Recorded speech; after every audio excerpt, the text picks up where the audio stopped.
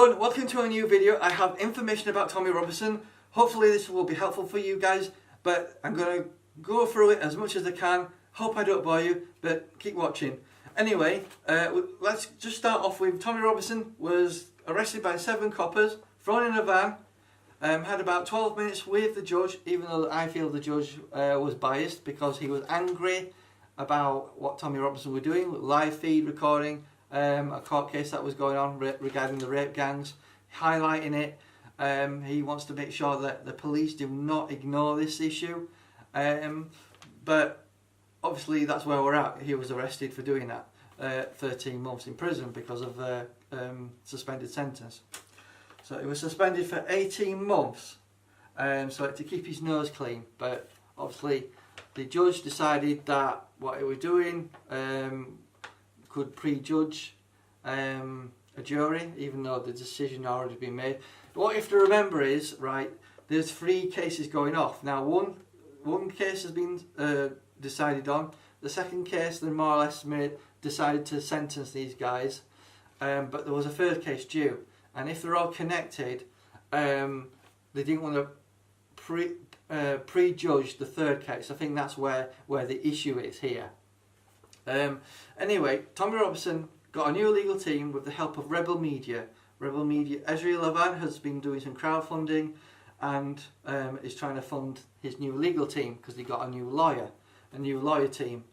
So the appeal was scheduled for the 10th of July. It was cancelled. Can you believe that? Cancelled by the Royal Court's Justice because they needed more time to build a case. Then it was rescheduled for the 24th.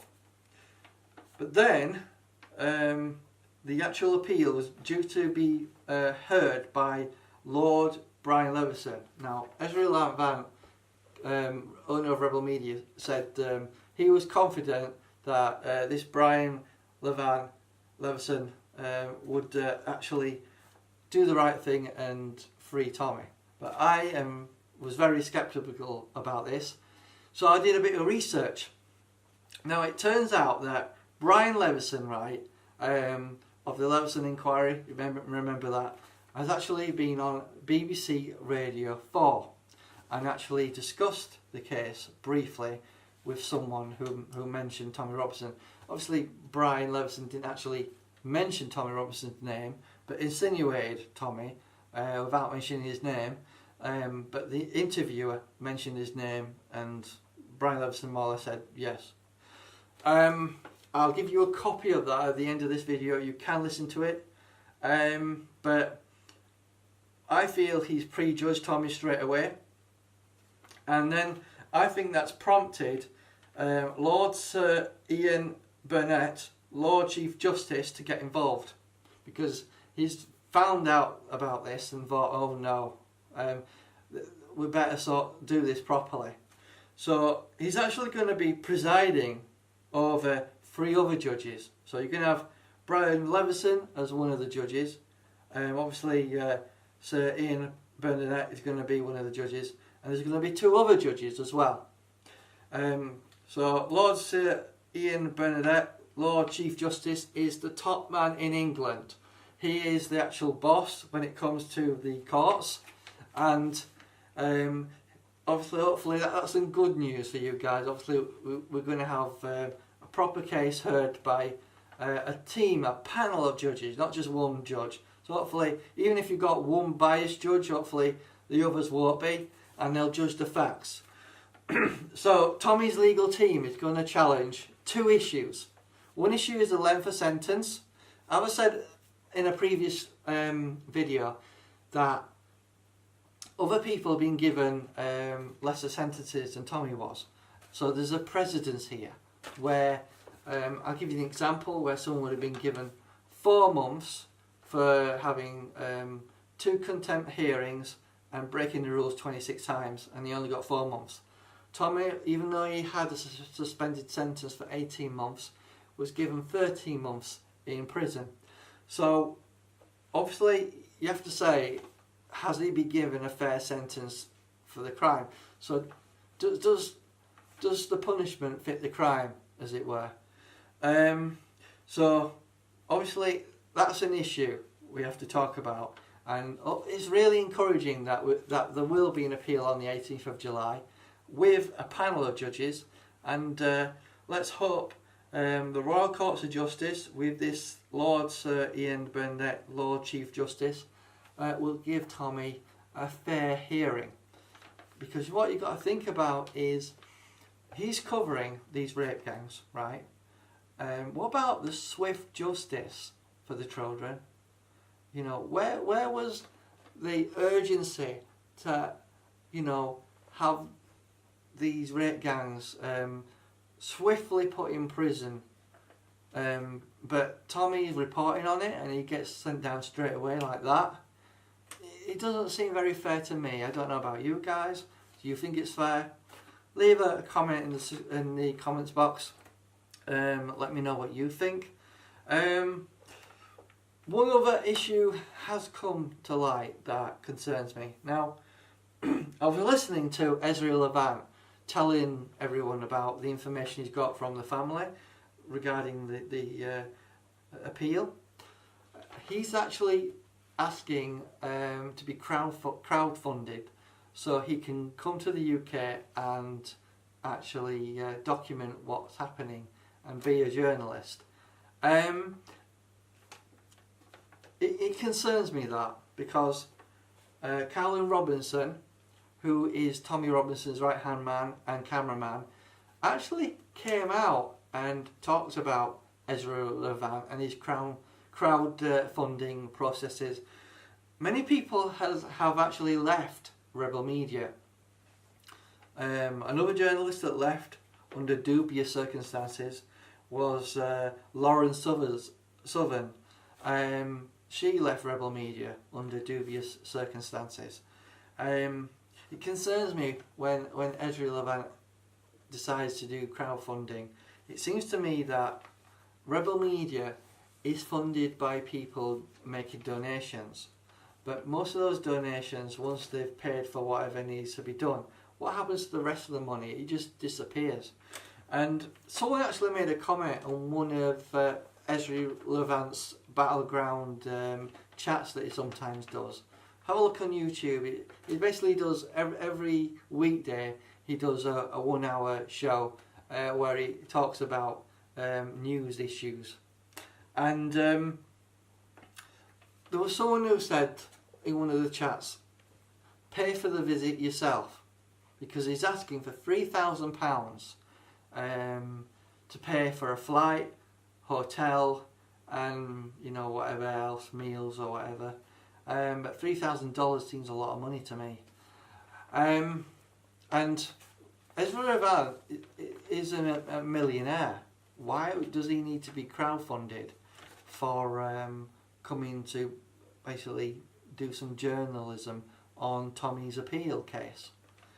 That's something I think is concerning, because Carolyn Robinson, who is Tommy Robinson's right-hand man and cameraman, actually left Rebel Media under dubious circumstances, and I did think that it was just Carolyn Robinson being an idiot, because he just tried to, you know, extort and possibly blackmail Ezra Levant, owner of Rebel Media, out just for some, you know, money.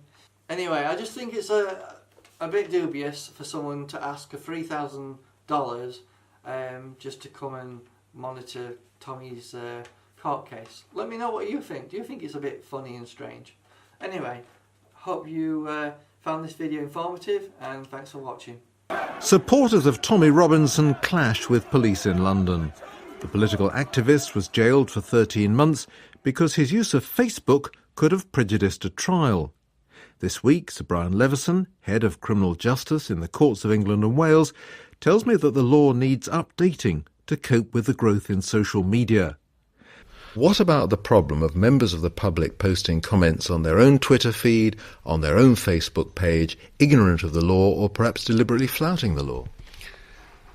The difficulty with social media generally is that those who are charged with the responsibility of listening to the trial and deciding it can be affected adversely by what people say. You do, of course, tell jurors not to look at these things, don't you? Yes, we certainly do. One of the things that we instruct them to do is not to look on the internet. However, human beings being what they are, those instructions, I regret to say, have not always been followed. And what is critical, at the very heart of all this, is that the defendant has a fair trial, and that the victims and witnesses are fairly judged by the jury in the light of what has happened in court, unaffected by what others might think or other views that people might express. If that's the case, then presumably you've got to try and stop members of the public commenting on high-profile criminal trials. Well, members of the public ought to know that publishing comments which impact unfairly on the conduct of a criminal trial could constitute contempt of court. And there is a very good recent example of a man who videoed material which he fed into the internet, which did constitute contempt of court, as a result of which he was sentenced to a term of imprisonment. This is Tommy Robinson. It is indeed. I've caused a breach of peace. I'm being arrested. But the content of what you're streaming... The content of what I'm streaming, I'm being arrested for breach of the peace. I'm being arrested for breach of the peace. You've all watched this. The political activist known as Tommy Robinson was jailed last month for remarks he broadcast on Facebook Live about defendants who were then on trial. He admitted being in contempt of court. And was also ordered to serve a suspended sentence for a similar offence last year. He's now seeking to appeal. But surely juries can be relied on to ignore prejudicial comments on social media. I suggested to Sir Brian Leveson that if we can trust juries to decide whether defendants are guilty, we can trust them to judge cases on the evidence they hear in court. Let me start by saying that I do trust juries, and over nearly 50 years I've watched jurors work hard to try to reach fair verdicts according to the evidence. But you have to bear in mind that jurors are human beings just like all of us, and what's more, they don't have the experience that the lawyers have of coming into court every day and sifting material. They are inevitably affected by everything that goes on around them. And if they do have access to what can be vituperative and horrible material on Twitter or an internet feed, then the risk is that they will be affected by it. It could equally be that their friends, their relations, will then pass on to them feelings which will or may in part affect how they think about the evidence in the four corners of the case. What is critical is not only that the defendant receives a fair trial, but that he or she understands and recognises that he's received a fair trial. And if there has been a lot of noise or trending on Twitter around the case, it would not be very difficult for him to conclude, I don't care what the judge has said or how much of a warning the judge has given and how seriously the jury have taken their responsibilities. They cannot but have been affected by this horrible material that has been pushed out on the internet. In the United States, where they have juries, there are no such restrictions, and juries try criminal cases.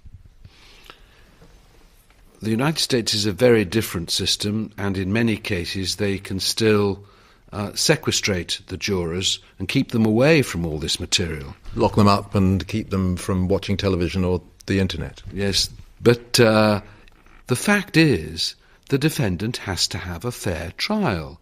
And I'm not sure that a defendant who had been bombarded with adverse material on the internet would feel that he could rely on 12 people who aren't experienced in judging cases, who come into the court from their daily lives, not to be affected by what they read, particularly if it's bombarded Are you getting your message across to the public that they simply mustn't do this if we are going to continue with our open system of justice?